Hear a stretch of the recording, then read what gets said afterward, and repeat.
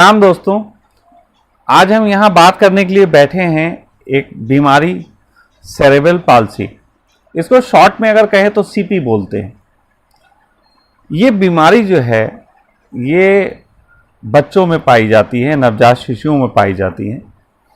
और यूँ तो जब हम इसके बारे में बोल रहे हैं तो जो लोग इससे गुजर रहे हैं उन्हें इसके बारे में मोस्ट ऑफ सब पता होता है, लेकिन कुछ चीज़ें हैं बेसिक जिनके बारे में हम और बात करना चाहते हैं, और साथ ही साथ इसके इलाज के संबंध में, क्योंकि इस समय सखा वेलनेस जो है इस पे काम कर रहा है।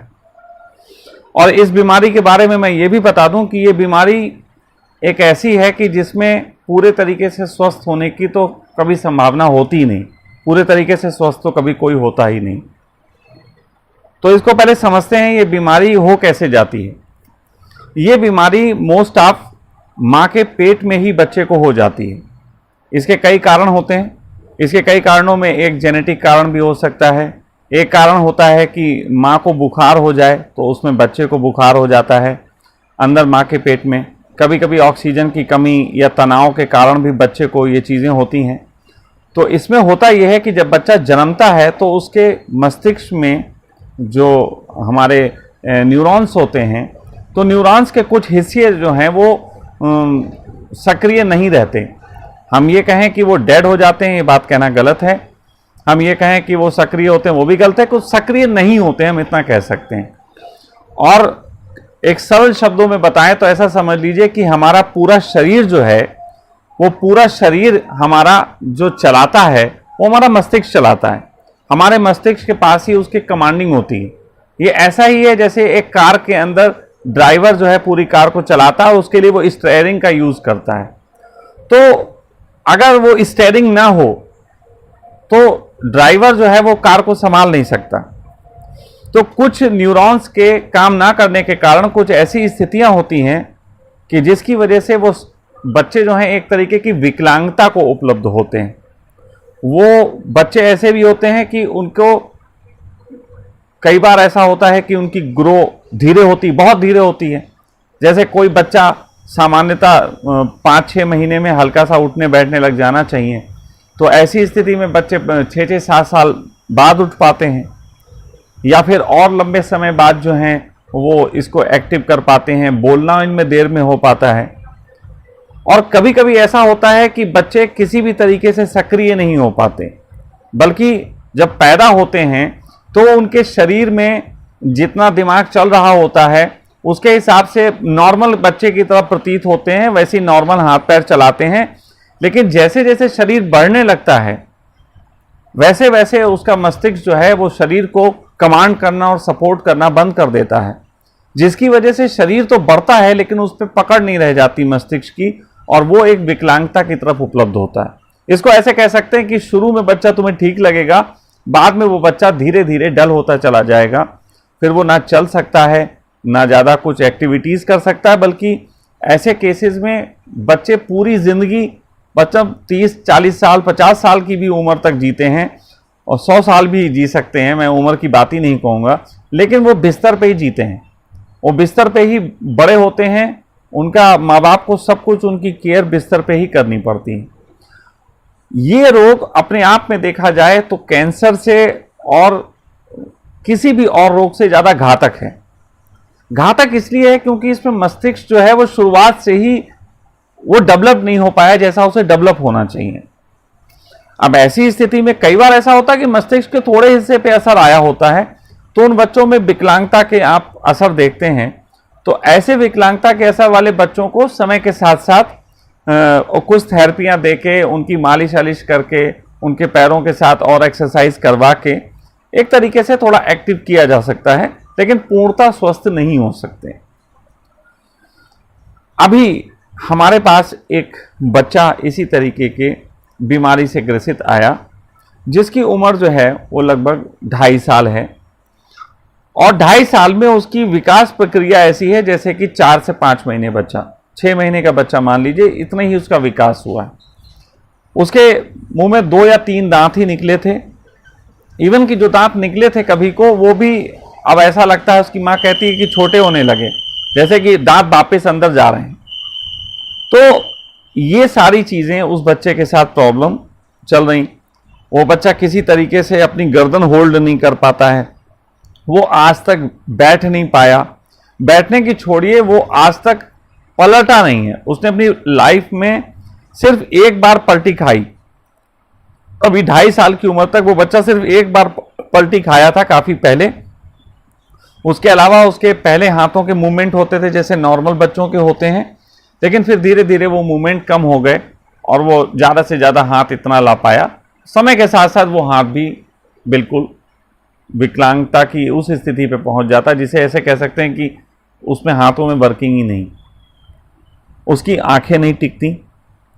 जब वो आया था तो उसकी आंखें मतलब इस तरीके से, जिसको कह सकते हैं, मैं उसकी जो भाव भंगिमा की थोड़ी सी अभिनय करके बता रहा हूँ, तो मेरा किसी के प्रति कोई ये नहीं है कि मैं उसको कम मानता हूँ। मैं सिर्फ एक आपको समझाने के लिए कि इस तरीके की स्थितियाँ उसके साथ थी। उसकी भाव भंगिमा जो थी वो एक सामान्य बच्चे की तरह नहीं थी। उसका चेहरा भी एक सामान्य बच्चे की तरह ग्रो नहीं कर रहा था। उसकी मांसपेशियाँ वैसे डेवलप नहीं हो रही थी जैसे कि सामान्यता होती हैं। लेकिन निश्चित ही इस जगत में चमत्कार होते हैं, और अगर हम चमत्कारों को कम शब्दों में कहें तो चमत्कार कुछ नहीं है, कुछ ऐसी चीजें हैं जो हमारी बुद्धि को समझ में नहीं आती। ऐसी ही जो हम लोग यहाँ पे थेरेपी देते हैं, उसको आप उसको 2-3 तरीके के लोग उसको व्यक्त करते हैं। जो बात, जैसे हम किसी को अगर अपनी थेरेपी के बारे में बताएं तो वो पहले सुन तो लेता है, लेकिन वो उसको अंदर से विश्वास नहीं करता क्योंकि उसकी बुद्धि को समझ में नहीं आता। कुछ लोग होते हैं वो उसको मजाक उड़ाते हैं, कुछ लोग फूहड़ तर्क भी करते हैं, लेकिन हमने उसको महसूस किया है, उस चीज को अनुभव किया है कि ये कितनी बड़ी शक्ति है और कितना बड़े तरीके से काम करती है। हमेशा ही ऐसा हुआ है कि धर्म को समझना मुश्किल रहा। एक छोटी सी बीच में बात समझाता चलूं, धर्म को समझना इसलिए भी मुश्किल हो जाता है कि धर्म जिन चीजों पे डिपेंड है वो दिखती नहीं। जैसे धर्म की जब बात होगी तो बात कैसे होगी? समर्पण, पूजा, प्रेम, आनंद, करुणा, दया, है ना, विश्वास, ध्यान, पूजा, ये दिख नहीं रही। धर्म पे कैसे विश्वास हो जाए? दिख तो रही नहीं है, कोई चीज नहीं दिख रही। लेकिन जब जगत की बात होती है तो उसमें बड़ा विश्वास होता है। जगत की बात होती है तो कपड़े, भोजन, मकान, दुकान, शादी, ब्याह, बच्चे, ये सब चीजें, गाड़ी, घोड़ा, जूते, चप्पल, ये सब दिख रहे हैं। और दिख रहे हैं तो हम उसको विश्वास करते हैं। हम किसी को बोले चप्पल होती है तो कहें हाँ बिल्कुल होती है, लेकिन हम उससे बोले प्रेम होता है, प्रेम तो दिखता नहीं स्वामी, वो तो मन की बात है। फिर उस पर अपने अपने एक्सप्लेनेशन लोगों के हैं।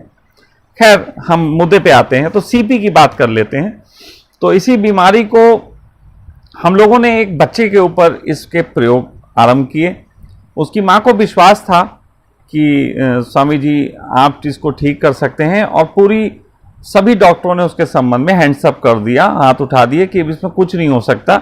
और उसकी माँ को एक शब्द बुरा लगता है, वो कहती है कि हर बात पे जब जेनेटिक डिसऑर्डर है तो एक तरीके से जेनेटिक डिसऑर्डर का मतलब है कि अब कुछ नहीं हो सकता, अब ये जीन के अंदर है गड़बड़, तो इसमें कुछ नहीं कर सकते।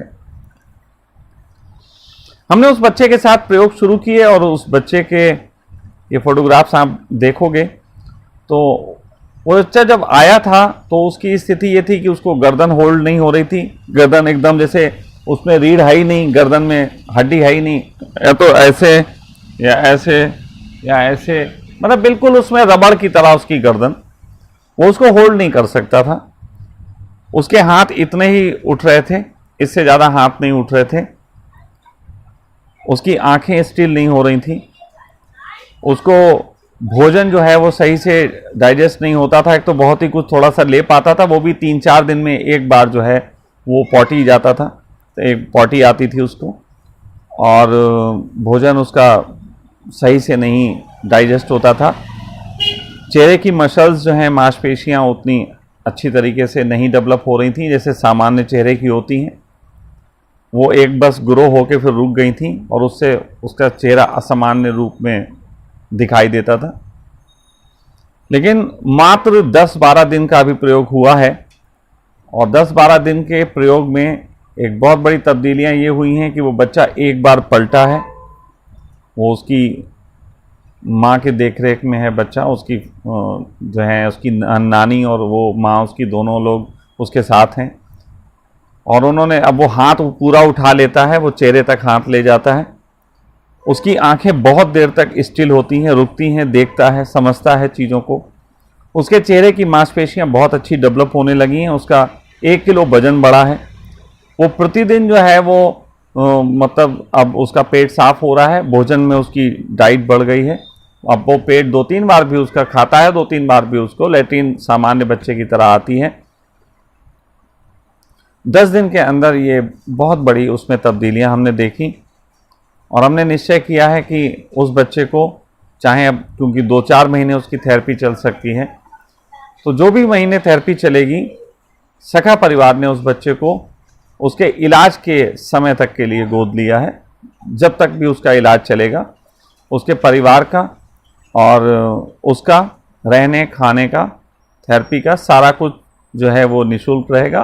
बल्कि सखा परिवार की तरफ से उसको ये गिफ्ट है बच्चे के लिए।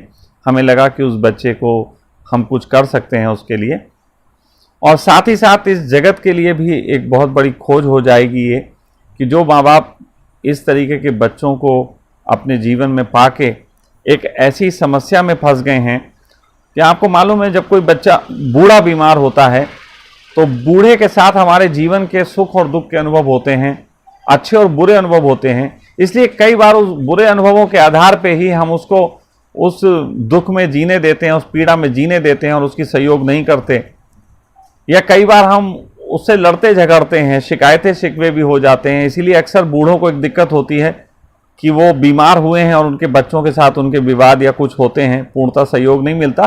देखिए, कई बार घर में सहयोग होता भी है अगर माँ बाप ने अच्छे से बच्चों को परवरिश की है।